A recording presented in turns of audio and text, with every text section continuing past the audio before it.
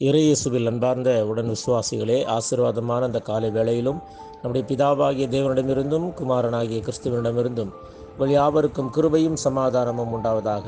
ஆமேன். இந்த நாளிலும் நமக்கு தரப்பட்டிருக்கிற கர்த்தருடைய வசனமானது லூக்கா 11வது அதிகாரம் இறை வசனங்கள் 7 தொடங்கி 10 முடிய, குறிப்பாக 9வது வசனத்தை நான் வாசிக்கிறேன். மேலும் நான் உங்களுக்கு சொல்லுகிறதாவது, கேளுங்கள் அப்பொழுது உங்களுக்கு கொடுக்கப்படும், தேடுங்கள் அப்பொழுது கண்டடைவீர்கள், தட்டுங்கள் அப்பொழுது உங்களுக்கு திறக்கப்படும் என்பதுவே. அன்பார்ந்த தேவனுடைய பிள்ளைகளே, இந்த வேத பகுதிகளில் கடவுள் இடைவிடாது ஜெபிப்பதை பற்றி ஒரு ஊமையின் வழியாக நமக்கு எடுத்துரைக்கிறார்.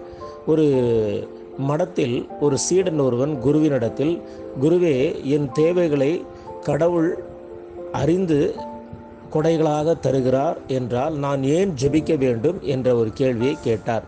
அதற்கு குரு, சிஷ்யனே, நீ குழந்தையாக இருக்கும்போது தாய் உன் தேவைகளை அறிந்து நிறைவேற்றினாள். ஆனால் நீ பெரியவனான போது உனக்கு தேவையானதை நீ கேட்க வேண்டும் என தாய் விரும்புகிறாள். நீ கடவுளை சார்ந்திருக்கிறாய் என்ற உணர்வு உன் உள்ளத்தில் எழ நீ ஜெபம் செய்ய வேண்டும் என்று கூறினாராம். அதற்கு சீடன், சரி, ஒரு முறை சொல்லிவிட்டால் ஜெபித்து விட்டால் போதாதா? அடிக்கடி அதையே ஏன் ஜெபத்தில் கேட்க வேண்டும் என்று சீடன் கேட்ட பிறகு, சீடனை எதிர்பாராத நேரத்தில் குரு அவனை ஆற்றில் தள்ளிவிட்டார்.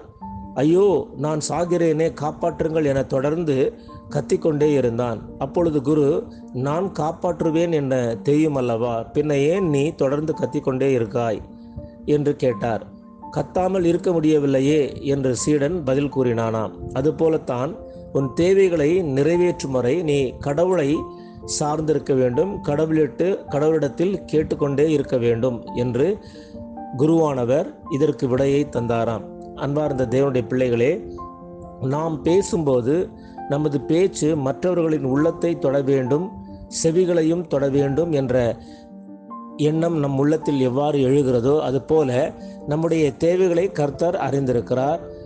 இருந்தாலும் நாம் கர்த்தரிடத்தில் தொடர்ந்து நம்முடைய தேவைகளுக்காக கேட்டுக்கொண்டு நாம் பெற்றுக்கொள்ள வேண்டும் என்ற ஆழமான கருத்தை தான் இந்த கதையும் இந்த வேத பகுதிகளும் நமக்கு இன்றைக்கு எடுத்துரைக்கிறது. எனவே நமது தேவைகளுக்காக இறைவனிடத்தில் தொடர்ந்து ஜெபத்தின் வழியாக கேட்டுக்கொள்வோம். கேட்டுக்கொண்டு பெற்றுக்கொண்டு சாட்சியோடு வாழ்வோம், ஆசீர்வாதத்தோடு வாழ்வோம். எனவே இப்படிப்பட்ட ஆசீர்வாதத்தோடு வாழ்வதற்கு எல்லாம் வல்ல தூய ஆவியானவர் தாமே நம் அனைவரையும் ஆசீர்வதித்து வழி நடத்தி காப்பாராக. ஆமேன். எல்லா புத்திக்கும் மேலான தெய்வீக சமாதானம் உங்கள் இருதயங்களையும் சிந்தனைகளையும் கிறிஸ்து இயேசுவுக்குள் காத்துக்கொள்வதாக. ஆமேன். God bless you all.